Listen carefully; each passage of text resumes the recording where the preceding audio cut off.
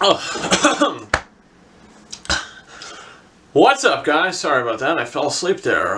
What's up, and welcome to my review for Martin Scorsese's new film, The Irishman, which just released on Netflix today. And this is starring Robert De Niro, Al Pacino, Joe Pesci, and this is the film that was originally titled I Heard You Paint Houses, which actually in the film itself, the title card and the credits and the beginning of the film says I heard you paint houses. But the movie is titled The Irishman. It's labeled as The Irishman. So, I don't know why that is, but it's just kind of strange. But yeah, I was so excited to see this movie. The buzz about it was off the charts, about everything about this movie. And after finishing this movie, I keep in mind I liked this movie, but I did not love it. I didn't even come close to loving it. I liked it. I thought it was good. I thought it was good. But this movie is... It didn't blow my socks off simply because, A, it's 3.5 hours long. And if your movie is going to be 3.5 hours long, you have to justify that runtime. And I don't think this movie does that. I mean, Martin Scorsese, yes, he's a good director. He's a fantastic director. He's one of the best directors we have. But with this film, to me, it just felt like the whole entire film... I mean, the first half of it was good, and I was very entertained, and I was very intrigued, you know. Is it anything too far off of what Scorsese's directed in the past? No, it's very similar. But I was into it, the story. But then the film starts to just totally drag in the second act of the movie. The second act of the movie drags. And even some of the third act, the first half of the third act drags. Like, it dragged for me. And I'm not saying that those scenes were poorly directed, because they were really well directed. But for some reason, it just felt like I was watching the same scene over and over again. You have Pesci and you have De Niro. They're sitting at a table. They're talking. 2 scenes later, Pesci, De Niro, they're sitting at a table. They're talking. You know, I mean, sure, the conversations were different, but it was just nothing we haven't seen before from Scorsese.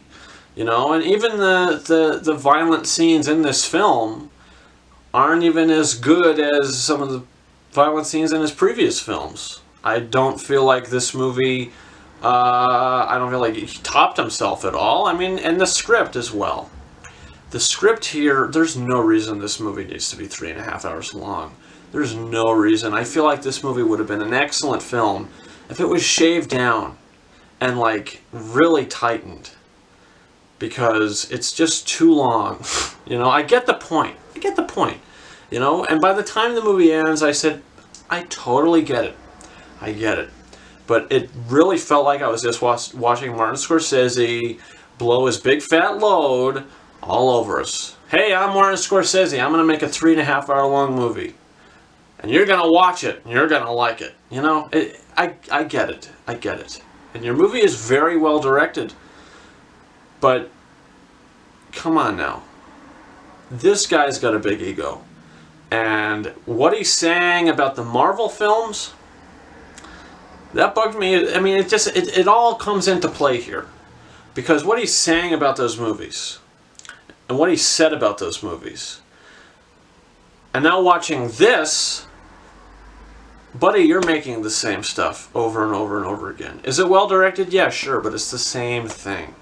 I didn't feel like there was nothing new or fresh about this movie. And honestly, it's one of my least favorite Scorsese films.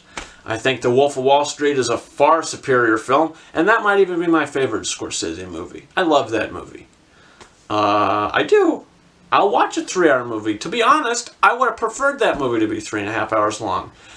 Because you have to have a really great script along with really good direction. And that movie had that. This movie, I don't know if it had a really great script. I think the script was good, but I just feel like there should have been a lot of deleted scenes here. Because we get the point. I got the point. I don't know. I'm talking about this movie like I didn't like it, but I did. I think the acting is really good. Is De Niro worthy of a Best Actor win? I don't think so. You know, I think he had better life. I think he's better in Silver Linings Playbook. He gave a much better performance in that movie. You know, he had more to do. You know, here it's just all the same, really.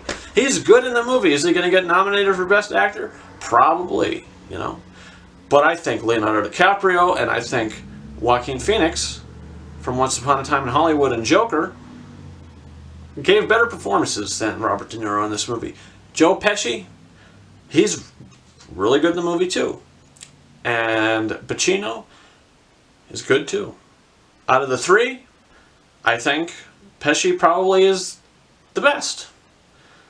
And he gives the best performance probably. And if he gets supporting actor nomination, I'll be into that. But Pacino, if he gets nominated, I don't think it's deserving. He's good in the movie, but is he worthy of an Oscar nomination? There's a lot of performances like this in previous movies through the past years that haven't been nominated. So we'll have to see. I don't know. I'm going to give The Irishman 3.5 out of 5 stars. I have no intention to watch this movie again from beginning to end. I might put it on and skip around, but I have no intention to go through this movie again. You know, it was a task to watch, especially towards the end. It was just too long for me. It did not work. The runtime did not work. I get it, Martin. You're a good director. I get it. I get it. Just calm down. Because they gave him the budget. I heard Netflix gave him a blank check and said, do what you want. And he did. And I don't think that should have happened. You know, the de-aging looked really good. Maybe with the CG he had to pay majority of the money. That all looked really good. The CG, the de-aging, all that sort of stuff. It looked really good, you know. But that's the way it goes, I guess. Guys, comment your thoughts in the comments. Did you watch The Irishman? What did you think about it? Did you make it through the movie? And what are your thoughts about it? And also, don't forget to hit that subscribe button for a whole bunch of reviews coming in the future. I'll be seeing Queen and Slim probably on Friday. So my review for that's either going to be up on Friday or Saturday. So definitely check that out, guys. You can follow me on Facebook and Twitter. The links to those are in the description of this video. And you can also follow me on Instagram at KingOfRises131. And guys, that's been it. Thank you very much for watching my review for The Irishman. Over and out. It's gonna happen. Either way, he's going.